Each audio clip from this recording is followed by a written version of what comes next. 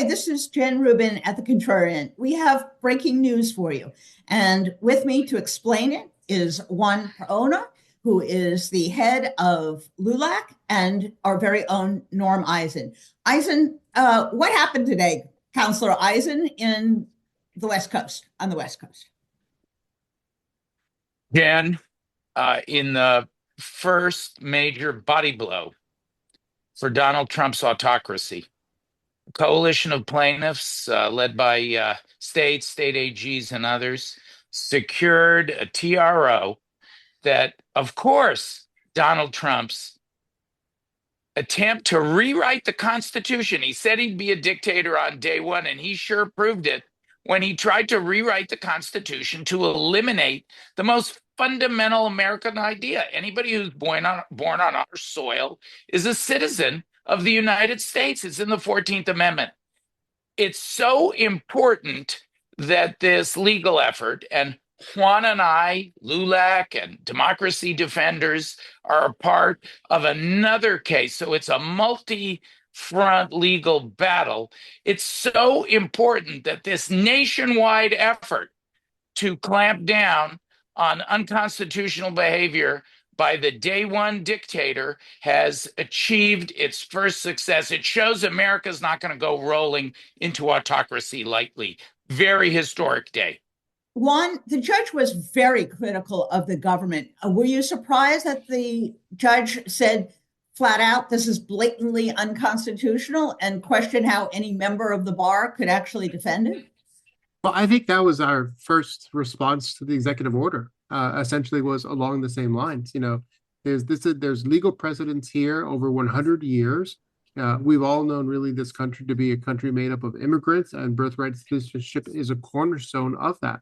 So how can you actually take it away after so much time? It's Trump's effort essentially to redefine what this country looks like moving forward, and we're totally against it. Hence our lawsuit.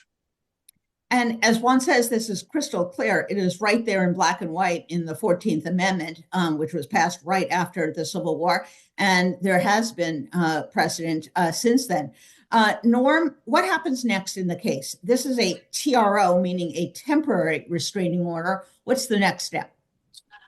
Well, the Department of Justice is probably agonizing now over whether they should seek an emergency appeal. They kind of have to. It's such an embarrassment. And so, as we saw, very similar in Trump's first term, the initial Muslim ban, which went with failure. He had to redo that Muslim ban.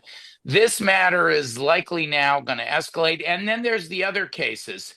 Juan and LULAC, myself at Democracy Defenders, we're so proud to be representing LULAC and litigating these issues elsewhere in the country. We're going to push forward on all fronts. And Jen, not just this case. As you know, there are other cases. You and I talked about my very first case of any kind filed against Donald Trump, against his illegal DOGE operation to dismantle the federal government. Those cases are going to move too.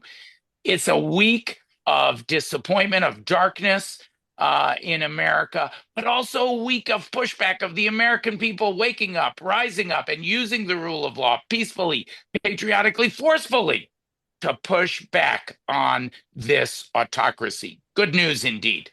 Juan, as we wrap up, what does this do for the Latino community? Does this provide some reassurance that, in fact, there is an opposition, that simply because Donald Trump says something doesn't mean it's going to come to fruition? I mean, we're certainly encouraged. We're certainly encouraged because, our only course of action is really now through the courts.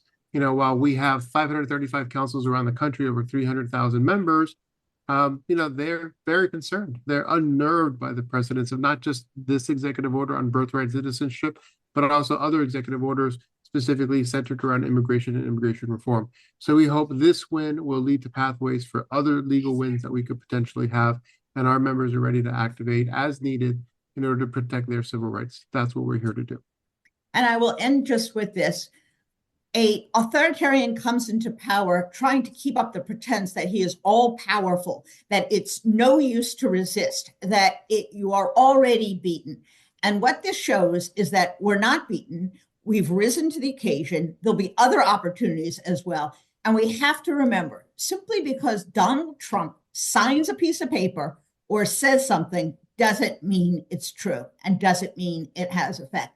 And it's because people like Juan, people like Norm are litigating in our courts. So at least for today, we had some good news. Thank you. And thank you to the Contrarian community, which continues to keep democracy and the values of democracy alive. We'll see you next time.